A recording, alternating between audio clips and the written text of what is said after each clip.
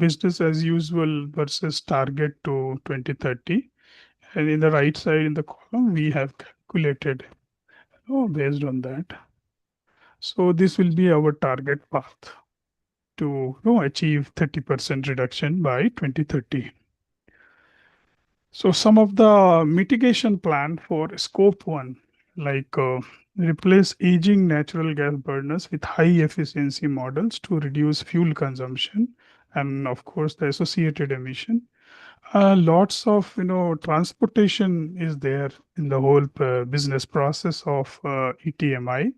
So we have to think of diesel to electric conversion, particularly at facility B there now. Then in fleet optimization, we have to think of hybridized fleet vehicles, optimize the route, give the proper training to the driver, and the telematics implementation means GPS mechanism, idle reduction policy for the drivers to know to not to keep the engine idle, and electrify wherever infrastructure allows. Similarly, for step mitigation plan for scope 2, renewable energy will play a major role in that. We can adopt power purchase agreement and then buy international renewable energy certificates. Then think of rooftop solar PV in Vietnam, China, and Indonesia facilities. Also, in the part of energy efficiency, we have to think about demand management system, means how to control the fluctuations in demand, and then think of LED lighting retrofits, optimize HVAC optimization and lightings and variable frequency drive, use of smart sensor and smart building controls. For scope 3 mitigation plan, we have found that 30% of the suppliers don't provide data. So we have to engage with the suppliers and also talk about increased recycled content and reduce the embodied carbon in the material. In terms of eco design, like we have seen that Asia has a substantial amount of percentage, around 7% market. So in the future, the energy consumption demand will also increase, and our product energy efficiency should also be increased. Like in India, we have Energy Star equipments. Similarly, they have to think about eco design to reduce the phase energy consumption, the largest source of emission. In the case study, it has shown that they have roughly sold 4,90,000 appliances plus 10,000 monitors. So in total, around 5 lakhs units they have sold. And then consumers should also be educated on eco mode use of their appliances so that they can conserve energy. In the transportation mode shift, we can think about area to sea routes, optimize logistic networks to reduce transportation emissions. End of life management in terms of recycling rate and use of recycling materials in remanufacturing, we have to also consider implement take back scheme to improve recycling rates and reduce disposal emission. Like in India, we have a Ministry of Climate Change rule on EPR, Environment Product Responsibility. How to achieve this 2030 target? Just I've shown it in the graph. Like think about PPAs, on-site PV, energy efficiency, fleet telematics, supplier materials, recycled content, logistic optimization. And in the right side, end of the life, just one example, take back policy or recycling the material. So if we look into the graph, if we do 10% recycling, as it was given in the case study, so we are going to negative credit of minus 1,875 tons of CO2.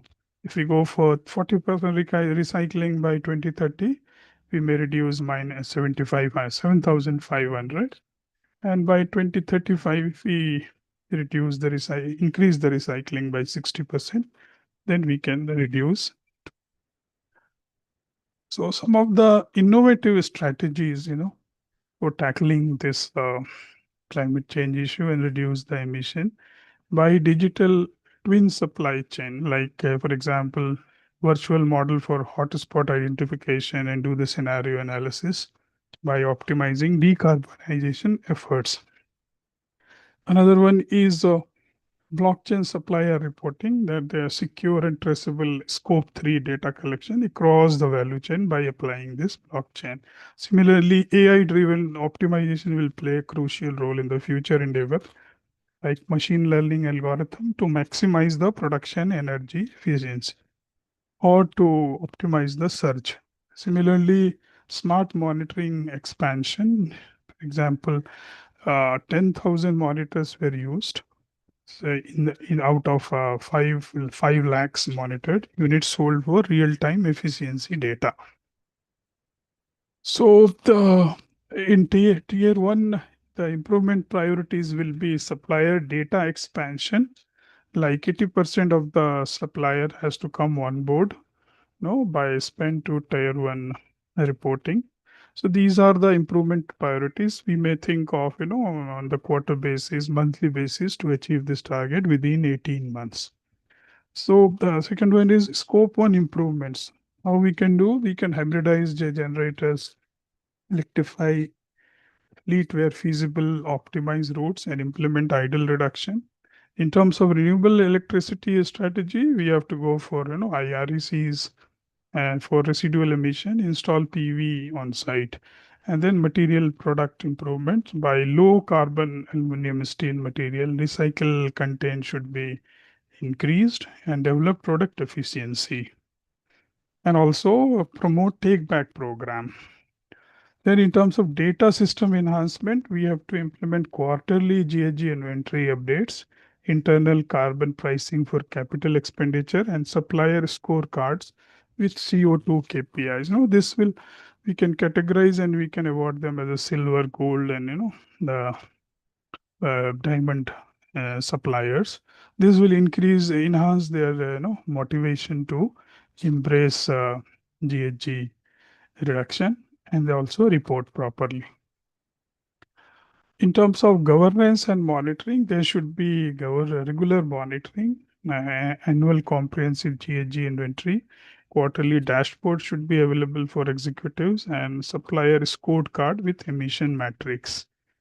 For assurance and verification, third-party assurance is very much crucial for this. Internal data collection process also has to be monitored, and then continuous improvement of data quality. About the, achieving for the 2030, the business as usual emission versus target trajectory. This is the graph and projection. It shows that, we have a mitigation gap of 2,43,951 tons of CO2. So we have to implement a comprehensive plan all across the scope to bridge this gap and achieve ETMI's climate commitment. Key takeaways and next step for this is we have to enhance our emission profile, because scope 3 dominates almost 80% of total emission with product use. And we have to improve our data quality variance, especially significant variance is visible from tier 1 and tier 2. Need to improve for supplier specific information.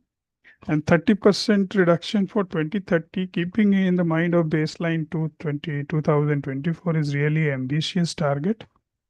And net zero by 25 require immediate actions. And this comprehensive plan pertaining to renewable energy, supplier engagement, product design, and operational efficiency.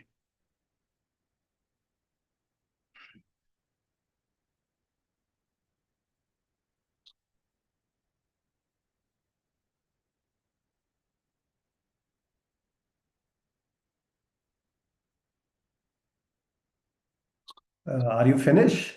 No, sir, just one second.